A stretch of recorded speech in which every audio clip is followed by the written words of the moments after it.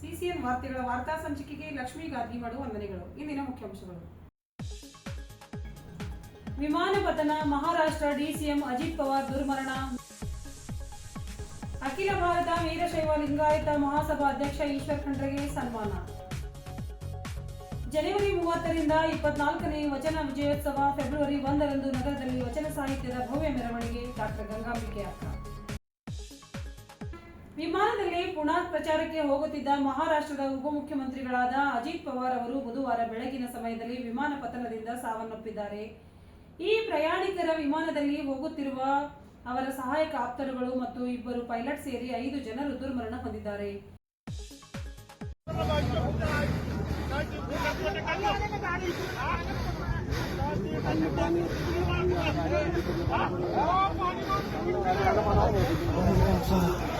माणूस बघा किंवा काही चालू इकडे तो माणसाचं तिथं आहे का.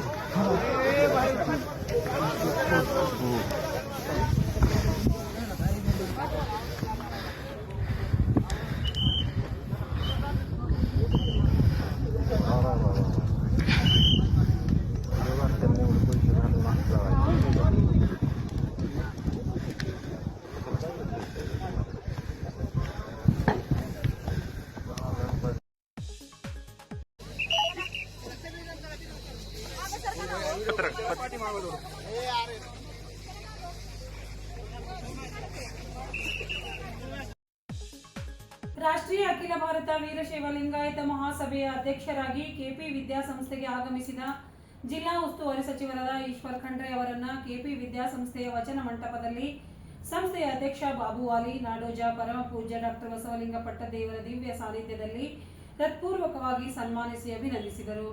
ನಮ್ಮ ಮಾತೃ ಸಂಸ್ಥೆಯಾದ ವಚನ ಕ್ರಾಂತಿ ಕನ್ನಡ ದಿನಪತ್ರಿಕೆಯನ್ನ 33 ವರ್ಷಗಳ ಹಿಂದೆ ಸಚಿವರಾದ ಈಶ್ವರ್ ಖಂಡ್ರೆ ಅವರು ಉದ್ಘಾಟಿಸಿದರು.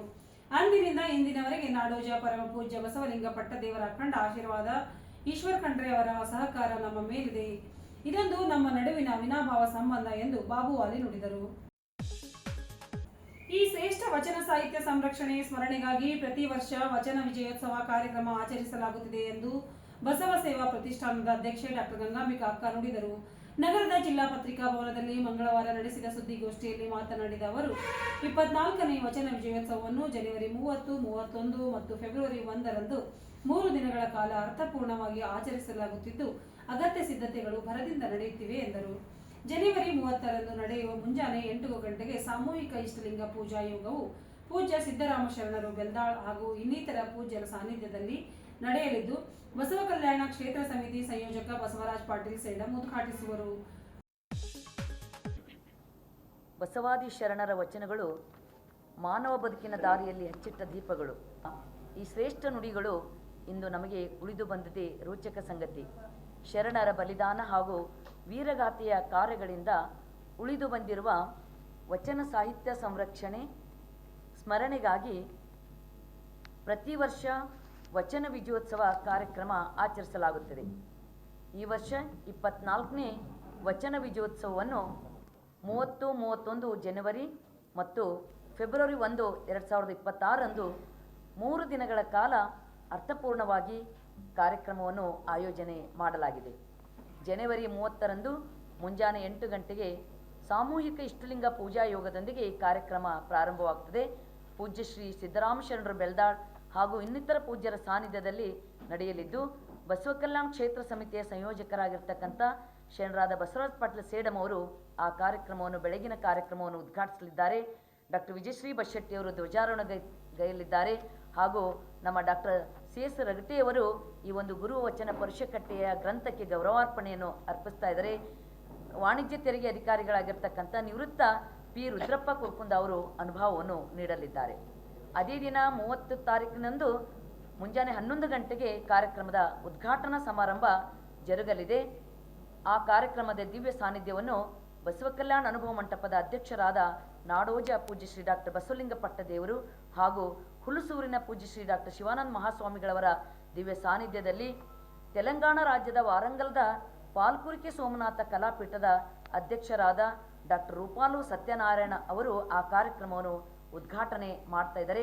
ಆ ಕಾರ್ಯಕ್ರಮದ ಅಧ್ಯಕ್ಷತೆಯನ್ನು ಶರಣರಾದ ಅರಣ್ಯ ಪರಿಸರ ಮತ್ತು ಜೀವಿಶಾಸ್ತ್ರ ಹಾಗೂ ಬೀದರ್ ಜಿಲ್ಲಾ ಉಸ್ತುವಾರಿ ಸಚಿವರು ಹಾಗೂ ವಚನ ವಿಜಯೋತ್ಸವ ಸ್ವಾಗತ ಸಮಿತಿಯ ಅಧ್ಯಕ್ಷರಾಗಿರ್ತಕ್ಕಂಥ ಶ್ರೀಮಾನ್ ಈಶ್ವರ್ ಖಂಡ್ರೆಯವರು ಅಧ್ಯಕ್ಷತೆಯನ್ನು ವಹಿಸಿಕೊಳ್ಳಲಿದ್ದಾರೆ.